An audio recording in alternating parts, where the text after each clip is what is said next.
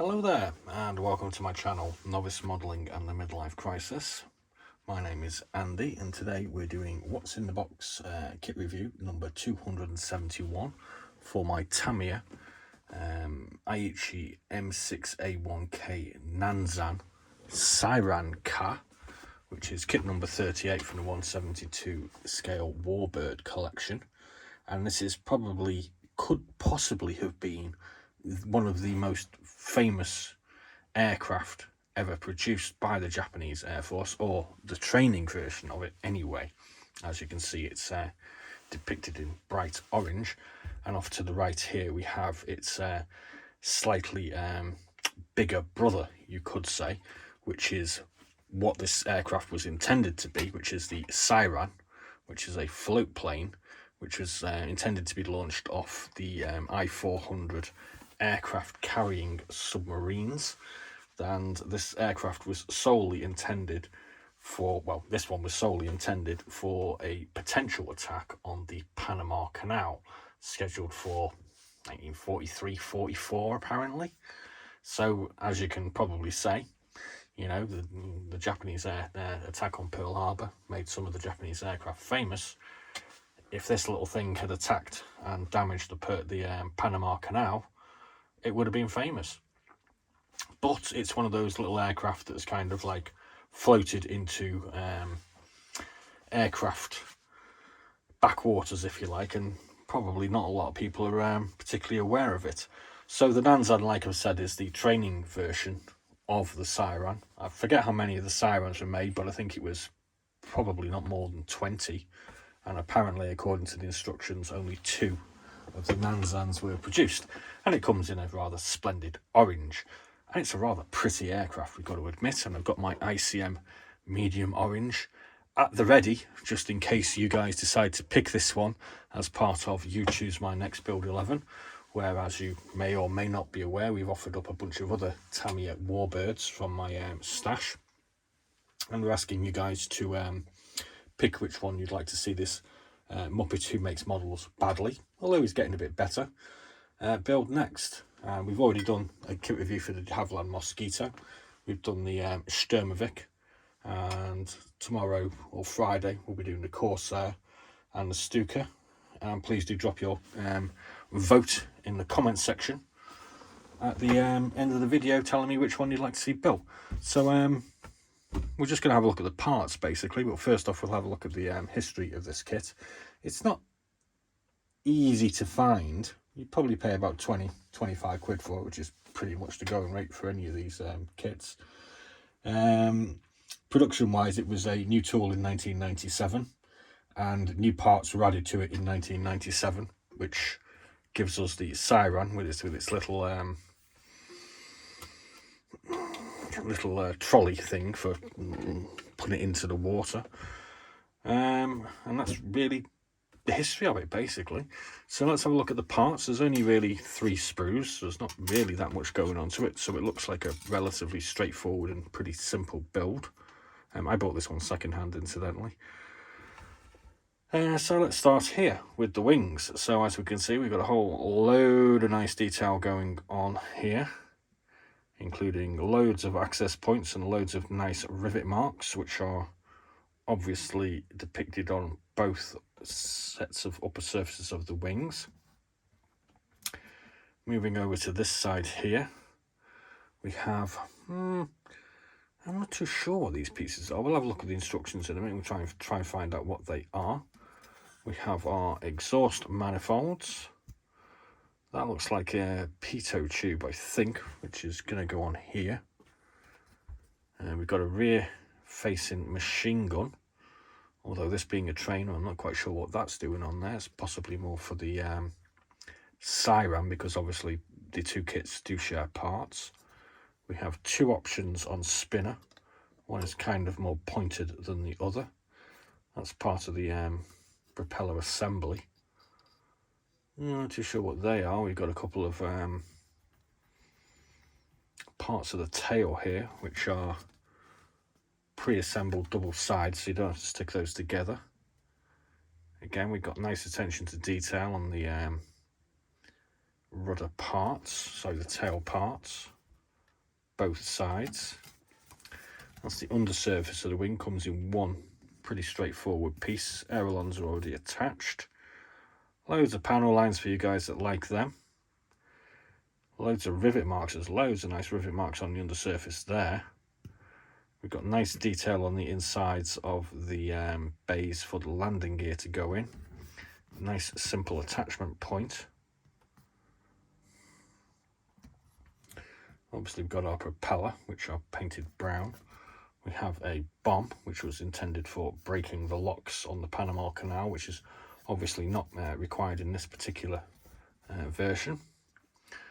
We have the cockpit interior, which has got some detail going on in it.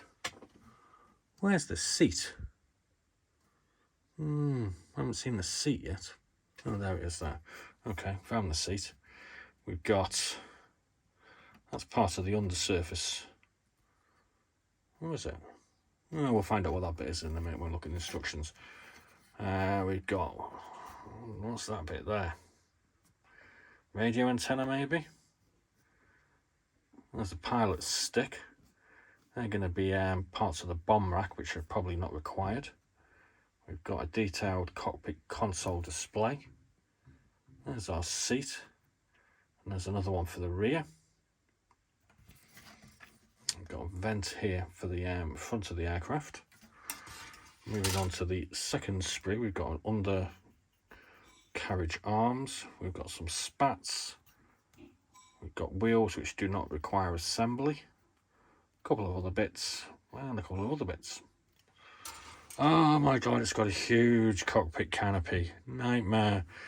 As you can see, I built this one about a year ago. I still struggle with cockpit canopies, and to be honest, I didn't even finish this one off by the look of it. The front of it has been uncompleted. And I didn't do such a great job, but the painting, that's not too bad. I don't think this one was varnished. And even if it wasn't varnished, it still looks quite nice. So yeah, we've got the main part of the cockpit canopy here. We've got the front, which is, I'm just going to take that off the sprue now. We've got a separation part, I think, between the pilot's compartments and the rear. That looks like the sight, good sight, or a bomb aiming sight or something. I think this piece has gone onto the floor. I haven't seen that bit yet. And we have some decals with 2 harnesses, some yellow bars, which are not required on this one, but they go on the alternate version on the front leading edges of the wings. And we got some tail markings. And we have some console display decals as well. As you can see, 1997. And the rising suns, obviously. So let's have a look at the instructions. I'll read this blurb out because it's quite interesting at the end. It's pretty basic. Tamiya always do nice jobs with their instructions. So we've got the internals of the cockpit assembly in section 1. Those pits are for rear gunner assembly sort of thing. I think that turns around or something, I'm not quite sure. But that goes in the rear there, as we can see. So we've got the cockpit here with the pilot in, and we have the rear here. Fuselage assembly. With our cockpit control going in. Our engine manifolds going in. You can see we're going to be painting the interior in a different colour, possibly green, I should have thought. Got a vent going on here as well. Section 3 is undersurface, so we've got a couple of vents to actually deal with here. Then we're going to put the wings together. Section 4, we're already putting a tail together, so we're nearly done already. Looks pretty simple, this one, doesn't it? Section 5 and 6 is the undercarriage. Section 7, propeller. And pitot tube, I'm thinking. Yeah, it must be a pitot tube. Got a little aerial to go on the top as well, which goes with, oh, I've still got a little on there. And then we have the colour painting diagrams. So we get one which is orange, which is the colour we'll be doing, because an orange kit will just look cool in the cabinet. And we also have a green version as well. The orange I've got here is not the recommended orange, but As you can probably appreciate, I'm not going to go and buy another orange just to do one aircraft. And I'm pretty sure I'll be able to make that one work. So let's just have a quick mooch through the details on the blurb, which is quite interesting. At the outbreak of the Pacific War, many large-sized submarines of the Imperial Japanese Navy were equipped with catapults and small observation-type aircraft designed to attack harbours and to bomb the US mainland. Acknowledging the success of former attacks by the Japanese Navy, it was decided to plan a surprise attack mission against the Panama Canal by special submarine-borne aircraft at the beginning of 1942.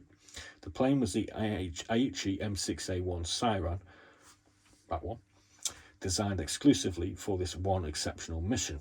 It was in May 1942 when the Aichi Aircraft Company received the specifications to develop and produce a special attack bomber, and the first prototype made its maiden flight on November 1943.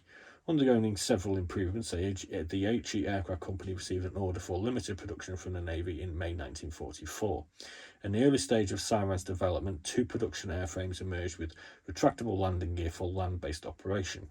These were to expedite flight testing and then later to be used as 2-seat trainers, as the Siren was single-seated.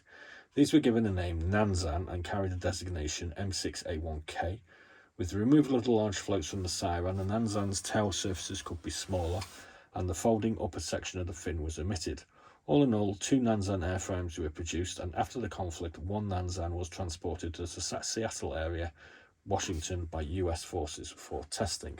Now, I mean, I think this is kind of an interesting aircraft because Tamiya 172 aircraft tend to have quite a small range of very popular, numerous aircraft like the Corsair, the Mosquito, the Sturmovik, the ME-109, the Stuka, etc., etc. And then they did these 2 kits, which are kind of really sort of out of left field. I mean, this one could have been, like I said, famous or infamous, the Siren. And it kind of makes sense to also do the Nanzan because you've already made the tooling for the aircraft. But it's kind of weird for them to only, to do something that only 2 aircraft were produced. And it's kind of unique, I think. Disagree with me if you like. In a Tamiya range to do something from such a limited production run. So I think of all of the aircraft that I'm offering up for the You Choose My Next build, that's kind of the most interesting. I'm not going to say it's my favourite, although I do kind of like orange. But I did actually put all these in for a particular reason. This is blue, that looks awesome. This is a Mosquito, that's a really cool aircraft. This is the Sturmovik and flying tank. Well, you've got to have one of those in your kit cupboard. And the Stuka is infamous on its own, and this is the twin 37mm anti-tank version. It's actually a Tamiya kit. Yeah, it's actually an Italeri kit, by the way. So yeah, I mean, please do feel free to put in your vote for whichever of these ones you'd like to see built next weekend. The closing time for voting will be midnight on Friday, and we'll get on and build it over the weekend, I think. Hopefully I've done within a couple of days, all built and painted. I mean, yeah, they're all pretty simple. So thanks very much for watching. Please do like and subscribe, and like I've said, please do drop a comment in the comment section telling me which one you would like to see built next. And as always, be seeing you.